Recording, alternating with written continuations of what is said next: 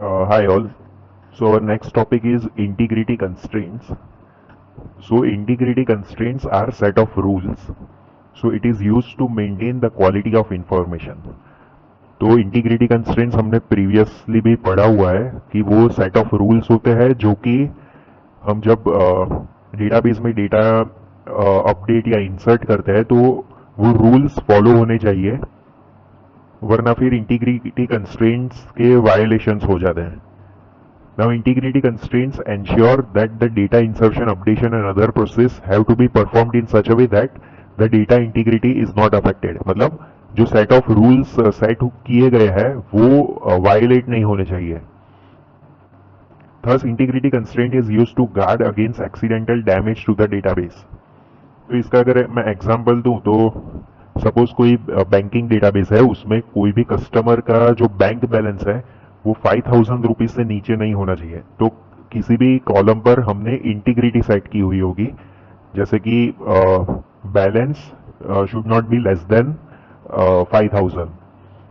सो अगर कोई रिकॉर्ड इस तरीके से इंसर्ट किया जाए कि उसका जो बैलेंस अमाउंट है वो लेस देन 5,000 हो जाए, so that will be a violation of integrity constraints, और मतलब डेटाबेस अलाउ नहीं करेगा इस चीज को होने को.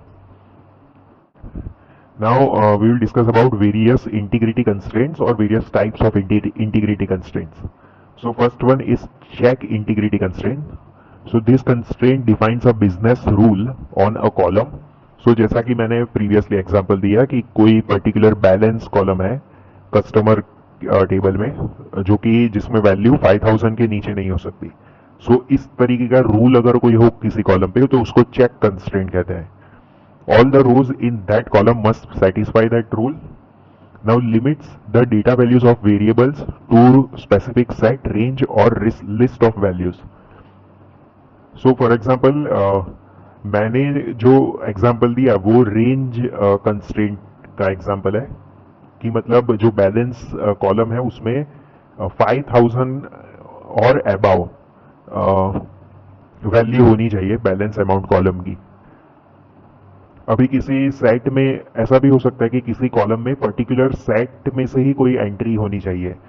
सो जैसे कि किसी शॉपिंग मॉल का डेटाबेस है जिसमें वेरियस प्रोडक्ट्स हैं और प्रोडक्ट टेबल में हमें उसकी प्राइस मेंशन करनी है. तो अगर हमारे पास फाइनाइट नंबर ऑफ प्रोडक्ट्स है तो उनकी जो प्राइस होगी वो भी एक पर्टिकुलर फाइनाइट सेट में से होगी.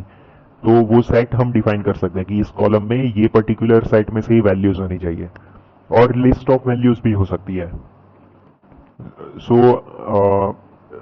आप ये दोनों एग्जांपल दे सकते हो, कस्टमर टेबल का बैंकिंग डेटाबेस में और शॉपिंग मॉल का कोई प्रोडक्ट टेबल जिसमें प्रोडक्ट की इंफॉर्मेशन स्टोर हो. Now the constraint can be applied for single column और ग्रुप ऑफ कॉलम्स. और एक दूसरा भी रेंज का एग्जांपल है. जैसे जो स्टूडेंट्स होते हैं जीटीयू में उनकी जो एसपीआई होता है सेमेस्टर परफॉर्मेंस इंडेक्स वो 0 to 10 में ही होता है.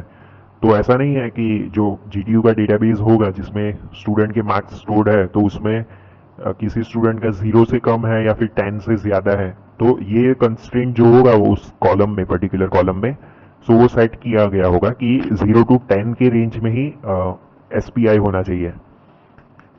Now next is not null constraint. So this constraint ensures all rows in the table contain a definite value for a column which is specified as not null.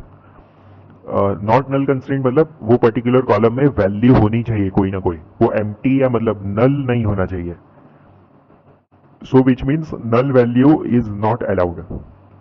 So name column should have some value.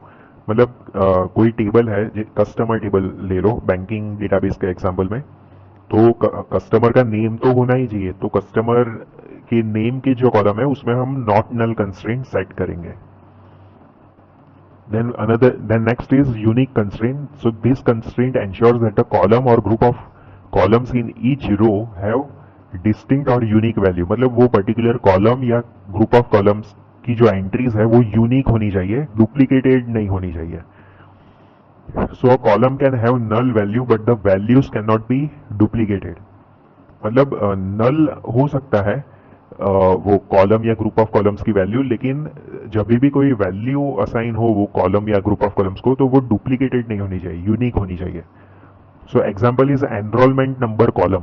तो कोई भी student किसी college में enrol करता है, तो जितने भी एनरोलमेंट नंबर एलोकेट किए जाते हैं स्टूडेंट्स को, वो सारे के सारे यूनिक होते हैं। अभी ऐसा हो सकता है कि कुछ स्टूडेंट्स ने रिसेंटली एडमिशन लिया है, तो उनको एनरोलमेंट नंबर असाइन नहीं हुआ है, तो उस केस में हम वो पर्टिकुलर कॉलम की वैल्यू नल रख सकते हैं। लेकिन जब भी असाइन होगा, तो सभी के सभी स्टूडेंट्स की वैल्यू जो है एनरोलमेंट नंबर की, वो यूनिक ही होनी चाहिए। नाउ नेक्स्ट इज प्राइमरी की। So this constraint defines a column or combination of columns which uniquely identify each row in the table.